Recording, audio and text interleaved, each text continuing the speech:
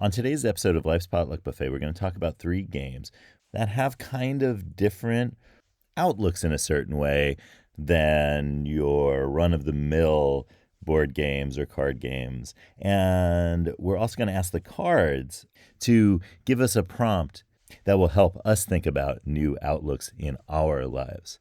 So stick around for today's episode of Life's Potluck Buffet. I'm John Paulus. Thanks for joining me. You know, in the world of Life's Potluck Buffet, the number 3 is really important because there is a theme in the cards where the third thing that you think about or do or choose is often a priority. And that's a rule of Life's Potluck Buffet. And there's a couple of cards where that's a really important factor. So, for example, when you think of 3 things that you want to do in life, the third thing is usually the thing that you should start with, according to Life's Potluck Buffet. And that's because the first and second things that you think of tend to be things that you're like are on the top of your mind, and the third thing kind of accesses something usually at the back of your mind. And I found this idea holds true after years of asking people to think about these things. I've really found that that third thing is always where we start, because that's really something at the back of your mind that is usually related to a core strength and to a core area of interest, something compelling and something that we really need to think about. And that's why in Life's Potluck Buffet card deck, the third thing is important. And 3 things are often important. So I'm going to talk about 3 things today, and I guess I'll prioritize them in ways that I think maybe the third thing is actually the third thing that occurred to me. And so maybe that's most important, and I think I know why, and I'll explain that when I get to it. So game number 1 is the checkered game of life. The checkered game of life was created by a person whose name is almost synonymous with board games, and that's Milton Bradley. Oh yeah, Milton Bradley was actually a person. I know you might, for those of you familiar with the English language board games, and these games have been translated into other languages, so you might be familiar with the brand Milton Bradley, and was a global brand. It ceased to exist as such in, I think, 1998. So, anyway, Milton Bradley was from the U.S. state of Maine, but grew up in Massachusetts, which we really have a Massachusetts theme going with for the last couple of months. Anyway, Milton Bradley came up with a game that he patented called the checkered game of life. And the idea for this game was really influenced by games like a Puritan game called the Mansion of Happiness. And the idea behind that game was that the goal of it was a kind of moral, religious goal, was the goal of Mansion of Happiness. It makes sense given the fact that it was created by Puritans. But the idea behind the checkered game of life was going to be a different idea, because the square that had the greatest number of points assigned to it in the game was one that was labeled happy old age. So earthly rewards rather than heavenly ones were the focus of the checkered game of life.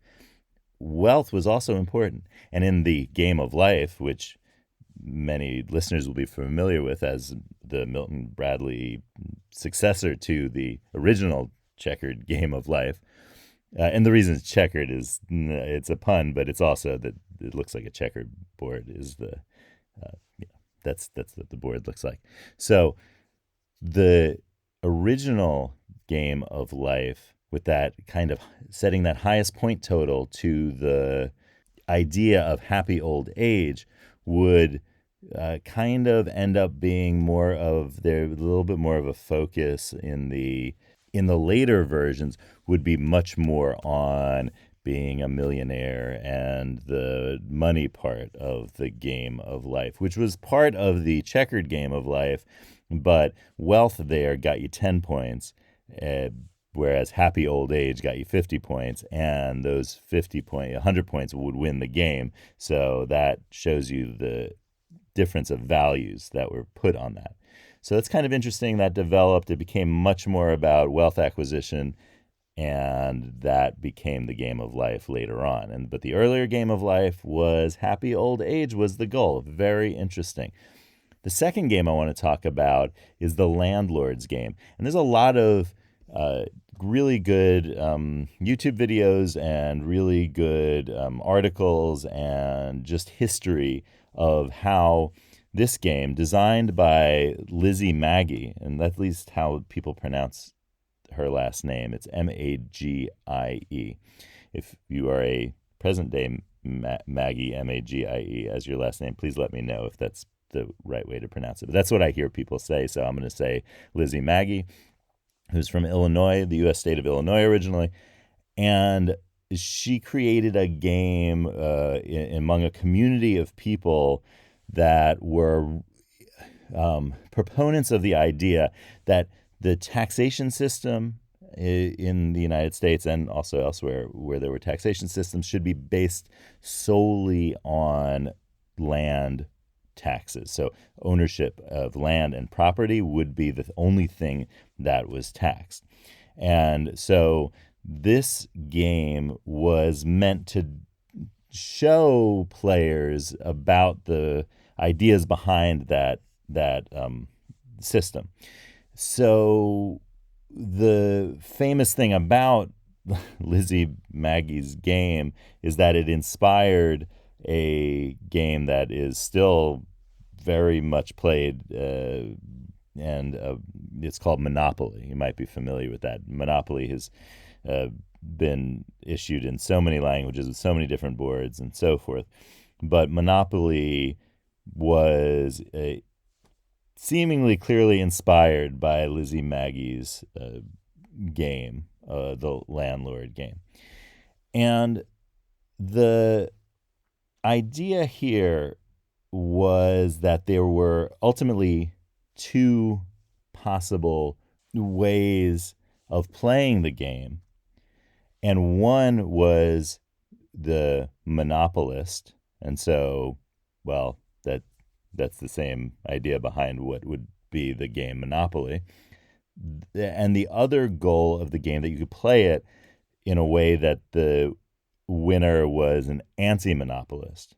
And in that version of the game, the person who had, I think, like the least amount of money, but more than what they started with. So basically, like, they did well for themselves, but they weren't, grasping all the money and so forth. So that would be the way to play it as an anti-monopolist. So you can see how that's very different from the rules of pretty much every game of its type, like Monopoly and so forth, that would follow. So another very interesting difference there. And finally, the third game I wanted to talk about is Zone All, which is a board game created by the Kiowa, who are originally from what are now described as the Great Plains of the United States. And the game is, you use these sticks as dice, and the sticks are thrown against a rock.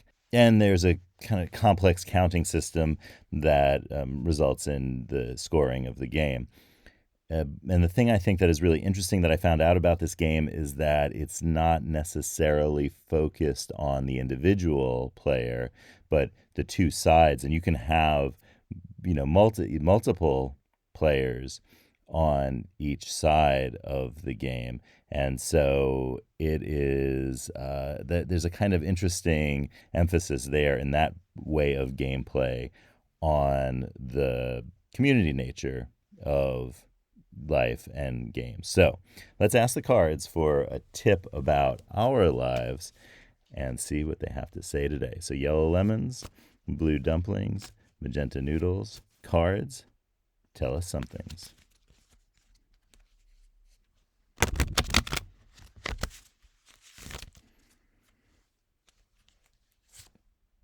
It's culture is a living being, card 47. Every identifiable arrangement of human beings has a culture. Like any living being, cultures wish to reproduce themselves and stay alive. Cultures speak through their people without the people being aware of it. While still part of the culture, a person cannot stand apart from what keeps the culture alive. The culture will not allow it. So identify in your life the different work cultures in which you operate, the different communities in which you operate, and think about what one thing is, like a central principle is, that keeps that culture alive, and then understand that every action that that culture does has to have reference in some way to supporting and maintaining that principle. So keep that in mind as you think about life and work today, and I'll see you tomorrow on Life's Potluck Buffet.